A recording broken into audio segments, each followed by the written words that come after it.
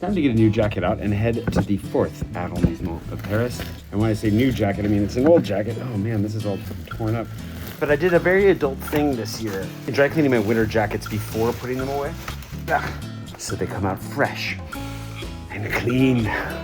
But first I need to take Cooper for a little walk around the block because he's not allowed to go where we're going. We are going straight to Notre Dame. Notre Dame, of course, is the cathedral of Paris, which means it's the seat of the bishop, which is something that really confused me when I first got to Europe because I'm not Catholic, but I've learned a lot. Anyways, it was the pinnacle of Gothic architecture when it came out and set the tone for the styles of Europe for a significant period of time and would lead to interesting things like flamboyant Gothic architecture, something I also didn't know existed before I got here. And my favorite church that was a church that's no longer a church, Tour Saint-Jacques, which is also in the 4th, is I think my favorite example of flamboyant Gothic, at least that comes to mind, probably because it just seems like such a tragic character. But Notre Dame is free to visit. There's an argument around this.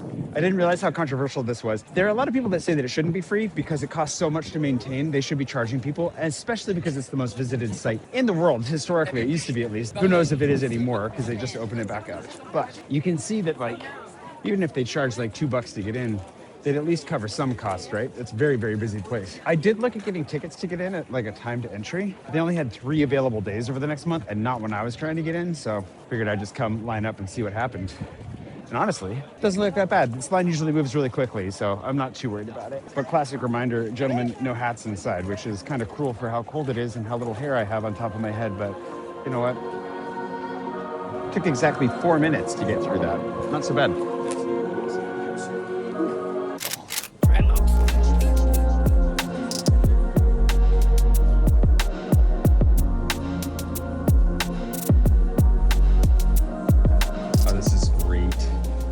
If anybody realizes this walking by, but this is the rooster from the old spire. So this used to be on the very top of the spire of this church, and you can see it in the architecture museum when they have it preserved. That's a fun little bit of history that like literally everybody's just walking past right now. After seeing it the first time after the fire, I was like, it just looks like a bunch of like baseball mitts that got stitched together. It's terrible. The new one's much prettier. But anyways, it's cool that they preserved it. I like that. There's just so much that could be said about Notre Dame. And for a casual 20 and 20, for me personally, since this is a casual 20 and 20, and thus more personal, I'm sorry to the guy who mansplained to me in the second that I didn't do a good job explaining the entire second in that video. Not the point of this, but you know, thank you for the mansplaining. I think there was something really magical about Notre Dame that always drew me in when I would come through. So I used to hang out in the 4th a lot more. I worked down here the first year that I got here.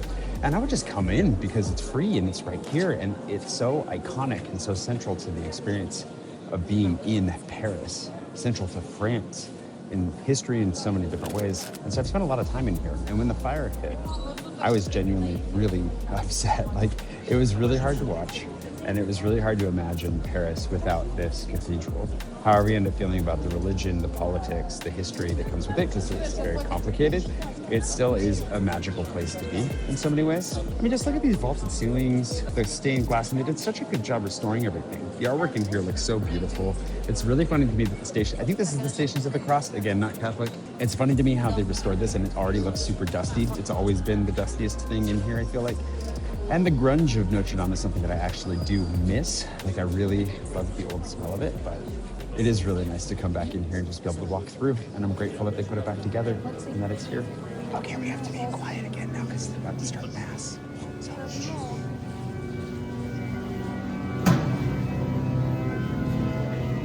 These candles are the warmest part of the whole church right now.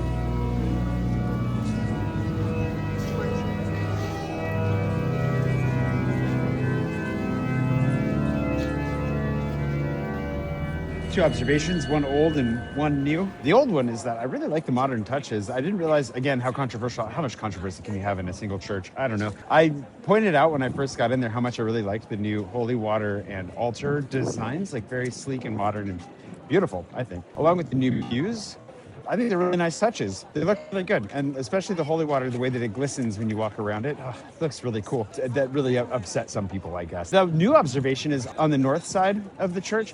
The different little chapels have a mixture of like classic or older art and modern art, which is very neat. On the south side, not so much. Both old. I don't know why that is, but just noticed that for the first time. Anyways, that was very nice. You absolutely have to come to Notre Dame if you come to Paris. I mean, if you live here, take advantage. You know how many people I know that live here that didn't get in here before the fire? And you know how many of them probably still haven't gotten in there? I'm talking to you. Get in there.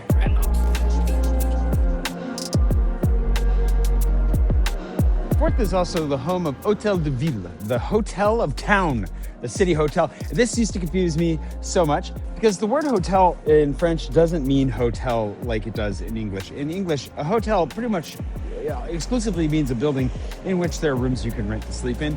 And in French, it could just mean a big house, or in this case, the mayor's office. Hôtel de Ville in any French city is the mayor's office, and it is a very beautiful building. The original building on this location is about as old as Notre, but what you see behind me is not nearly that old and had to be rebuilt after the Paris Commune.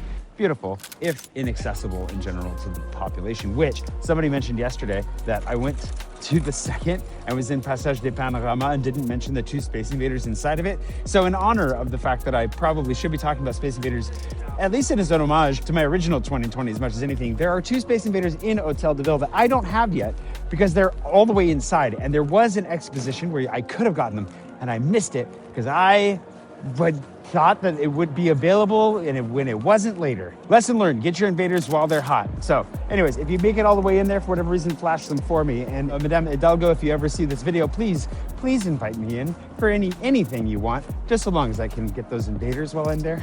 Anywho, invaders aside, there is a coffee shop on the island, not the Ile de la Cité where Notre Dame is, but is Saint-Louis that I haven't tried yet. I have tried their other location, which is good, Mini Cafe. I'm assuming that the smaller version is also going to be really good. Thanks of course to today's patron producer, Darren Wilson, and all my patrons for making it possible to go out and explore and share what I find around Paris. Since 2018, they have made me a full-time creator, and without them, it literally wouldn't be possible. So thank you.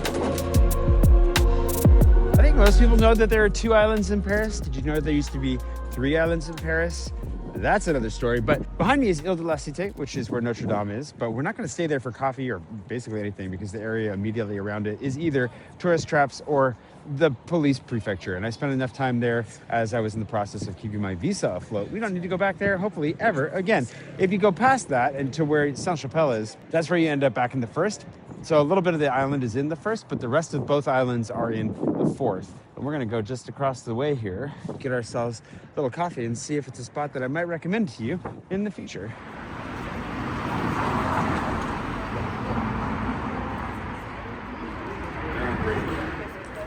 That's okay, they've got another location that we can go to. It's in the fourth, so it's technically not cheating, just not new to me.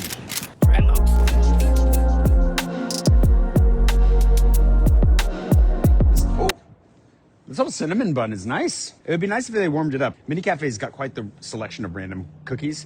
The pastries are nice. I wanted to see the other space. I think it's actually genuinely super, super small. This one's large, but a little bit uncomfortable. It's a beautiful space inside. The coffee's very good. I'm enjoying the pastries a lot. The most comfortable space, ironically, is their terrace with a view of Saint-Gervais right in front of you. It's just cold and thinking about raining. I was thinking about snowing for a second there, which if we go back to that, I need to buy some boots. I have boot problems.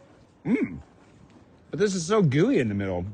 That's a very pleasant surprise. Anyway, if you find yourself exiting Notre Dame, wandering the fourth, Mini Cafe is a really good option for coffee. And life continues, even though I'm doing this casual 2020. I have a birthday I have to get to in the 9th. So we're going to break out of this Arrondissement immediately and finish with that.